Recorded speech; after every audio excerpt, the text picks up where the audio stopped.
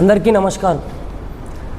నిన్నటి రోజున అనంతపురంలో గల బుక్కరాయ సముద్రం మండలం వద్ద గల సెంట్రల్ యూనివర్సిటీ కేంద్రీయ విశ్వవిద్యాలయంలో ఎవరైతే మహిళా విద్యార్థులు ఉన్నారో మహిళా విద్యార్థులకి బాత్రూంలో అగంతకులు వెళ్ళి వారి యొక్క బాత్రూమ్ వ్యవహారాలన్నీ చూస్తున్నటువంటి నేపథ్యాన్ని గమనించిన విద్యార్థులు రాస్తారోకో చేయడం జరిగింది. విద్యార్థులు రోడ్డెక్కి నిరసన కార్యక్రమాలు తెలియజేయడం జరిగింది. ఎందుకు ఇదంతా ఏర్పడుతుందంటే ఈ రాష్ట్రంలో విద్యార్థులకు అదేవిధంగా మహిళలకు, అందులో మహిళా విద్యార్థులకు ఎక్కడా రక్షణ అనేది లేకుండా అయిపోయింది.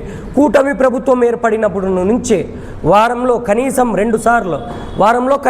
రెండు సార్లు మహిళా విద్యార్థినికి ఎక్కడో చోట రేపులు చేయడం కానీ, ప్రెగ్నెంట్గా చేయడం అయితేనేమి, ఇలా పలు కార్యక్రమాలన్నీ మనం పేపర్లో చూస్తూ ఉన్నాము. గత ప్రభుత్వంలో ఎప్పుడూ ఇలాంటి కార్యక్రమాలు చూడలేదు. మహిళల వైపు కన్నెత్తి చూడాలంటే, విద్యార్థుల వైపు కన్నెత్తి చూడాలంటే భయపడేవాళ్ళు. దిశ అనే యాప్ అయితేనేమి, మహిళల రక్షణకి తెచ్చిన చట్టాలు అయితేనేమి, మహిళలకు ఇచ్చినటువంటి నామినేటెడ్ పోస్టుల విషయం అయితేనేమి, ప్రతి దాంట్లో మహిళలకు ముందంజలో ఉన్నటువంటి గత ప్రభుత్వంతో ఈ ప్రభుత్వం ఉచ్చ స్థితికి పోతే ఈ ప్రభుత్వం నీచ స్థితికి దిగజారుతూ ఉంది. రోజుకి క్రమేణా అమావాస్య చంద్రుడు ఏ విధంగా తగ్గిపోతూ వస్తాడో అదేవిధంగా గత ప్రభుత్వంలో పున్నమి చంద్రుడు వలె ఉంటే ఈ ప్రభుత్వంలో మహిళల రక్షణ విషయం అయితేనేమి, విద్యార్థుల అభివృద్ధి అయితేనేమి, విద్యార్థుల యొక్క మాన ప్రాణ రక్షణ అయితేనేమి ఆ విధంగా కుచించుకుపోతూ నశిస్తూ వస్తుంది. మేము ఈ రాష్ట్ర ప్రభుత్వానికి ఒకటే హెచ్చరిస్తున్నాం. వైఎస్ఆర్ విద్యార్థి విభాగం తరపున రాష్ట్రంలో ఉన్నటువంటి మహిళా విద్యార్థులకి, రాష్ట్రంలో ఉన్నటువంటి బాల్య విద్యార్థులు, మైనర్ బాలికలు ఎవరైతే ఉన్నారో వారికి రక్షణ అవసరం. మీరు మీ ఇంటికాడ పోలీసులను పెట్టుకునేది కాదు. మీరు మీ ఇంటికాడ చుట్టూ కంచెలు, సీసీ కెమెరాలు ఏర్పాట్లు చేసుకునేవి కాదు. ఎక్కడైతే మహిళా విద్యార్థులు ఉన్నారో, మహిళా స్కూళ్ళు ఉన్నాయో, మహిళా కాలేజీలు ఉన్నాయో, మహిళా సెంట్రల్ యూనివర్సిటీలు, ఉమ్మడి స్కూల్స్, కాలేజెస్ ఉన్నాయో అక్కడ మహిళలకు, విద్యార్థులకు రక్షణ అవసరం. అక్కడ పోలీసు బ్లూ కోట్ వ్యవస్థ అయితేనేమి, మహిళలకి సపరేట్ వ్యవస్థనైతేనేమి తీసుకురావాల్సిందిగా వైఎస్ఆర్ విద్యార్థి విభాగం తరఫున తెలియజేసుకుంటున్నాం. అలాగే మనం అమ్మకు వందనం అనేది ఇవ్వకోకుండా ఇప్పటికీ ఎగరగొట్టింది. అది కూడా మహిళల్ని మోసం చేస్తున్నారు. ఆ ఎగరగొట్టడం వల్ల 10వ క్లాసు చదివిలేని విద్యార్థులు ఎవరైతే ఉన్నారో 10వ క్లాసు చదువుకోకుండా వాళ్ళని బాల్య వివాహాలకు రూపు మాపుతున్నారు.